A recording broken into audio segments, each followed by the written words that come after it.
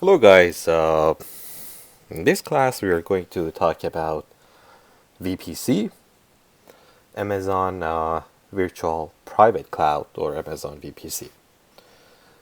So the VPC is a virtual network environment, right? So you can have your own IP address range, you can have your own subnet, the configuration of your route table, gateways, that it actually supports both IPv4 and IPv6, right? So you can customize the network configuration for your Amazon Virtual Private Cloud, right? So, Amazon always, they always come up with best scenarios, right? We're just gonna go with an example, right? You can just create a VPC, a virtual private cloud, and an isolated network. So it will show you exactly how it works, and then I can just give you an example like why we do this, and you can even create your own VPN, right? You can create a hardware virtual private network or VPN connection between your, let's say, company or your data center and your VPC, right? So basically from your uh, office you can create a virtual private network, and so basically the AWS cloud with the VPC, it's going to be an extension of your corporate data center. Okay, so uh, for now we're going to there are a lot of things to talk about, but for now let's just go ahead and create a VPC, and let's see what we can do. Okay, so first click on your VPC. There is a VPC by default here. It's called 172.32.1.0.0. So I'm just going to create a new VPC. Okay. So you have to call or name your VPC. I would call this test. And since AWS is supporting IPv6 now, so we can actually go ahead and create both IPv4 and IPv6 for our own network. So we call this test VPC IPv4 and IPv6. Now the CID are blocked, so it should be a range. It should be a range of IP. I'm not sure how familiar you guys are with subnets, but in my other tutorials, you can watch my other tutorials for networking for subnet, and in those videos I explain how you can do subnetting. But for now, remember that it has to be a CIDR or CIDR. Like, it depends how you want to pronounce this. I'm it's easier for me to go with CIDR. So 192.168 that 0.0/16. So this is actually called CIDR. So interdomain classless interdomain routing block. Okay. So you choose your range here. Okay. And you can, like, here's the thing, you cannot specify an IPv4 CIDR block larger than /60. So basically you cannot have more than 65,000 IPs. 65,000 and some IPs, right? And of course we need both IPv4 and IPv6, so we're just going to check this box. TNC we're just going to go by default, because if you choose dedicated, then of course your instances has to be the dedicated instances. I'm going to talk about those for sure in other classes, but for now we just go by default. If you just click on this one, you can read, and actually it's better to go with this explanation here. You can run instances in your VPC on single TNet, dedicated hardware, right? So now let's go and create the VPC. Just take a while.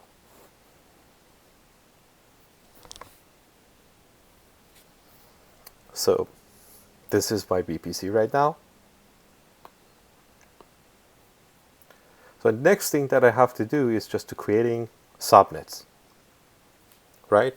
So what I'm going to do, I'm just going to create two subnets. I'm just going to create one public subnet and one private subnet, okay? So let's do it. So just click on subnets. So these are all default subnets, right? In AWS. When you create an account, these are all here by default. Okay, so let's call this test public subnet. Okay, and this is my VPC. I have created this VPC, so I'm going to create this subnet inside this VPC. Okay, this is my VPC CIDRs. Availability zone, it's up to you. You can just choose anywhere. It depends on you.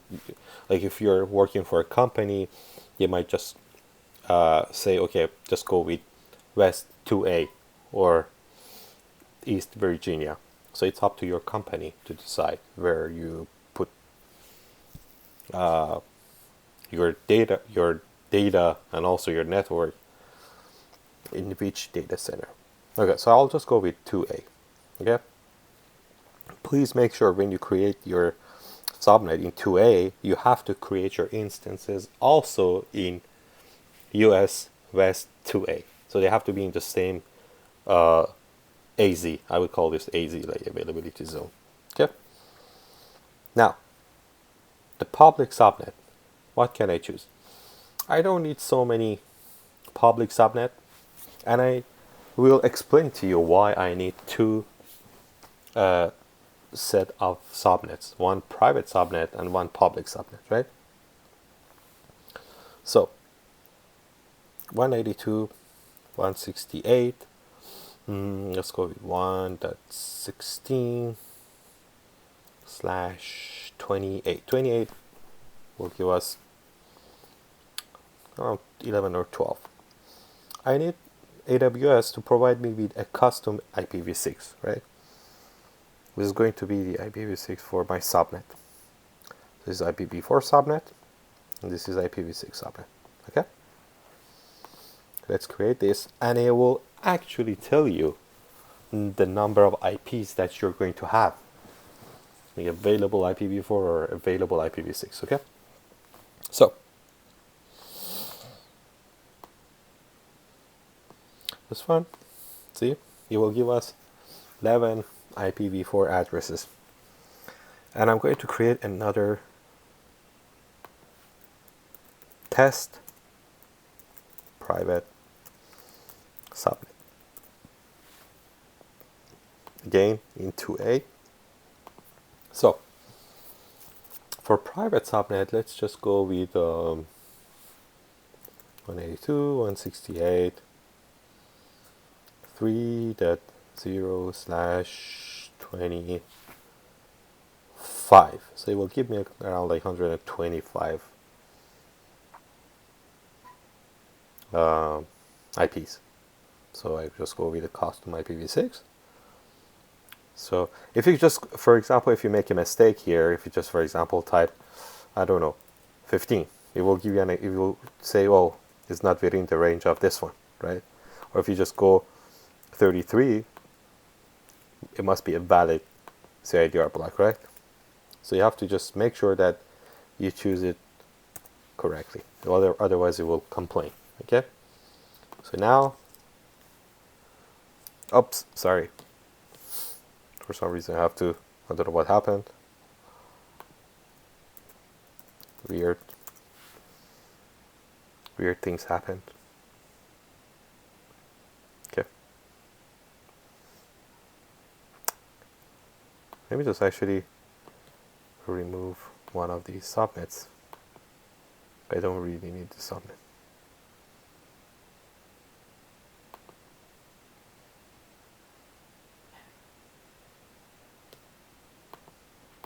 And it's funny, just see, when I remove this subnet, I cannot create any instances in this region because I have created this subnet. See the availability zone here, it's US West 2C. So I cannot launch any instances in this region, which is fine to me. Like I don't really need to create instances there. So I don't know what happened, it just logged me out. So I'll just create another. Yeah, sorry guys, I don't know what happened. Okay. So I said 2A. So 182.168.3.0/25. And I want it to give me a custom IPv6, okay? Alright, so let's just create this.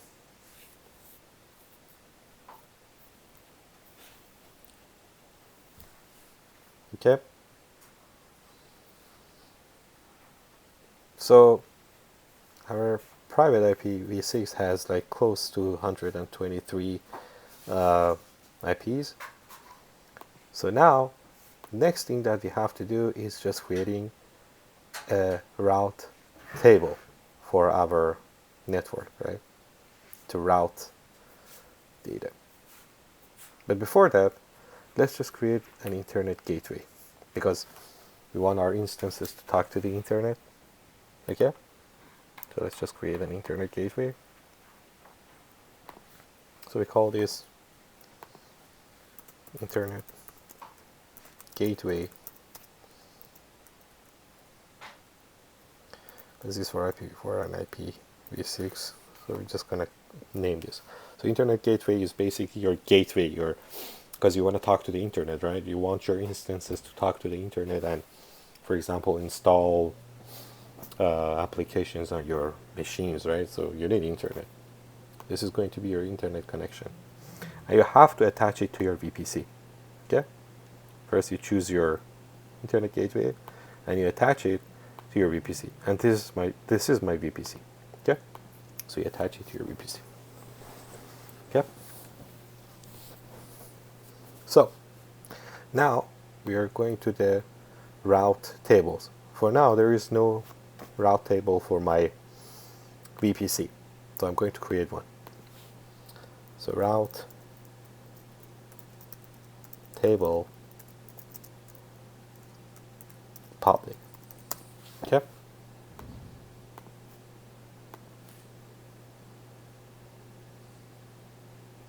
Just takes a second. Okay. Now I have to associate this route table with my subnet. As you can see, I have two subnets here. I have one public subnet and one private subnet. But I want this to be associated to my public subnet. So what you can do, you choose your public subnet and you save it. Okay? Now, my public route table is now associated with my public subnet. Now I go to the routes and you can see these are local destinations, and all you have to do is to just add another route, which is this one. Okay. Talk to the internet gateway. Also one for IPv6.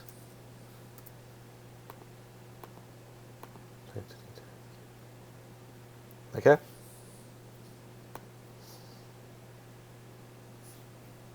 So now my instances, if I create an instance, it can talk to the internet.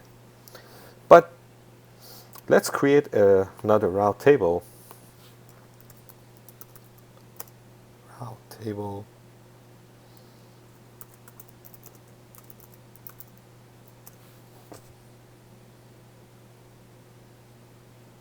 Okay, so let's just create this one.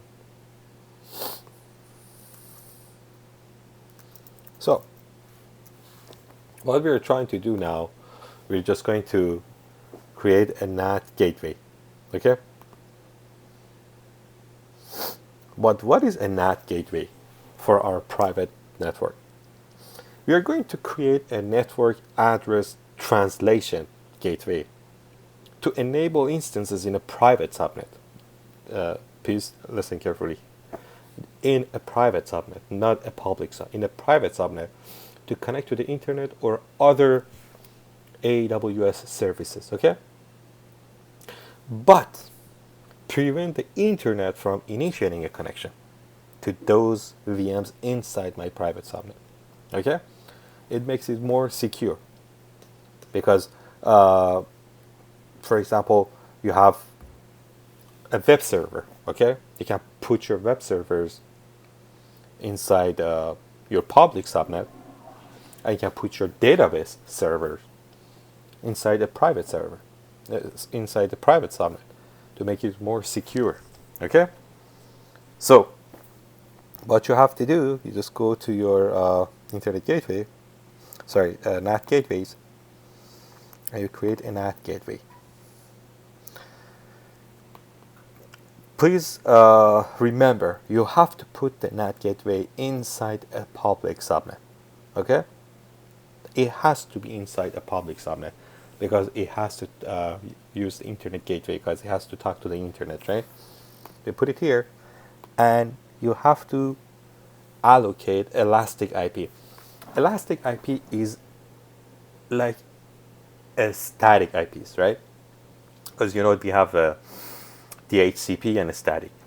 Static is it never changes. Like when, for example, if you reboot your instance every single time, you might get a new public IP.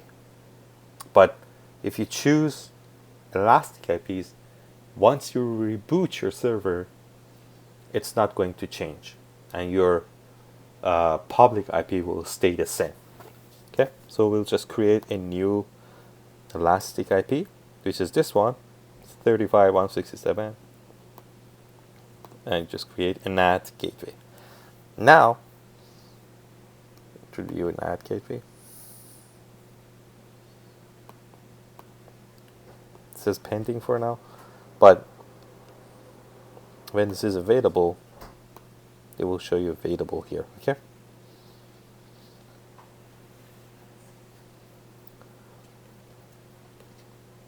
Okay. So there is one other option beside NAT gateway, and it's called Egress only internet gateways, which is this one. This is kind of like NAT gateways, but it's just for IPv6. So if you just need NAT gateways for your IPv6 environment, basically what you have to do, you just need to go here and create Egress only internet gateway for your IPv6. Then you will attach it to your subnet. But for now,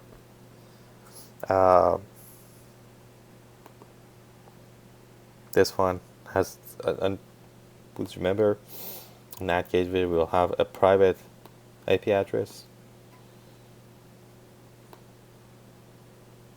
and also a public IP address. Okay? This is a network interface ID.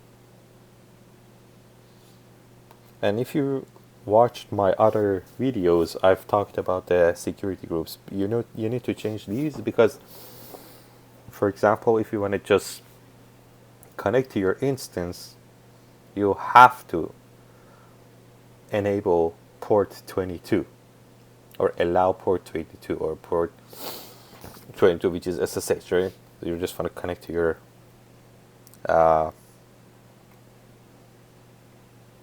instances here.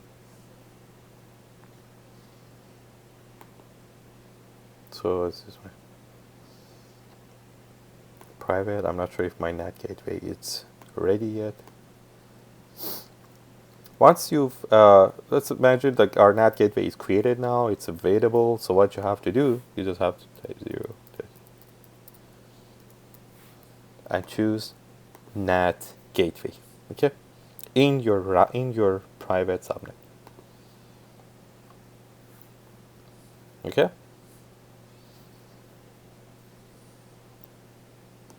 So we have created our subnets, we have created our VPC, we've set the route tables, and we're good to go. One more thing that I have to explain here, and the elastic IPs are here. I was explaining to you what the elastic IPs are. So you can, Amazon will charge you, of course, for these, but elastic IPs are basically static IPs that you can associate the address to an instance, to a NAT gateway, and make it static. So once you reboot your instance, for example, the IP won't change. One more thing here is peering connection. So whenever you create two different VPCs, right? For example, you have VPC A and you have VPC B in two different regions. And you need to make a network connection between these two VPCs. You will create a VPC peering connection. I'm going to explain VPC peering connection, network ACL, security groups, and all these things in a different class. But for now, you'll be able to see that you have your VPC, your subnets, route tables, and NAT gateway. So for example, if you need to create an instance right now, you can just go here, launch instances. For example, you choose one instance, you go with this one. So now if you go to the network, you will see our VPC right now. And it will show you two subnets here now, private and public, right? We go with public. You both enable IPv4 and IPv6, okay? So then basically you are creating your instance inside that VPC, which is isolated. It's your own network. You can have your own IP, and you configure your network based on your needs. Okay, that's it, guys. And please let me know if you have any questions in the comments, and I'll see you